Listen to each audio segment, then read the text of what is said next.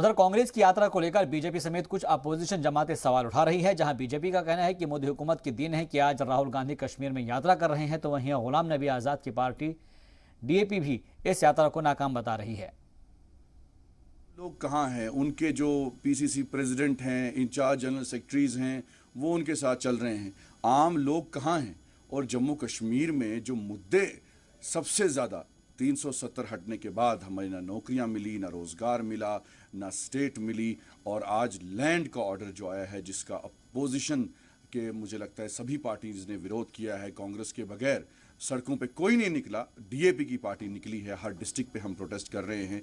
आज भी डोडा में प्रोटेस्ट था। आपने देखा इस बारिश में, इस बर्फ़ के टाइम डीएपी के लीडर आम लोगों के साथ मार्च कर रहे हैं, और हम पहाड़ों पे मार्च कर रहे हैं। लेकिन जो लोग जो दिल्ली से आए हैं वो अपने लोगों के साथ चल रहे हैं पूरे हिंदुस्तान में, लेकिन लोगों के मुद्दे नहीं उठा रहे हैं। देखिए, भारत जोड़ने की जो हम तक बात है, भारत टूटा नहीं है। भारत, जम्मू कश्मीर जो है भारत का हिस्सा है पहले से ही। इसमें कई लीडरों ने कुर्बानियां दी हैं। और जो विपक्ष को जोड़ने की बात, कल पंजाब में आपने देखा, वहाँ से भारत जोड़ो यात्रा चल रही थी। वहाँ के जो कांग्रेस के दिग्गज नेता बादल जी हैं, उन्होंने कांग्रेस छोड़ के, जो मंत्री भी रहे हैं, बीजेपी ज्वाइन की। तो इनको कांग्रेस जोड़नी चाहिए। भारत तो जुड़ा हुआ है।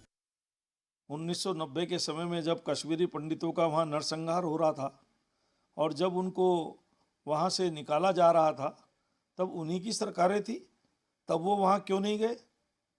आज उस समय पर जो भी यात्राएं निकली, भारतीय जनता पार्टी के डॉक्टर मुरली मनोहर जोशी जी की यात्रा निकली 1993 में। श्रीनगर के चौक पर झंडा तक नहीं फहराने की स्थिति थी, 5 लोगों को ले जाकर के फहरवाया गया।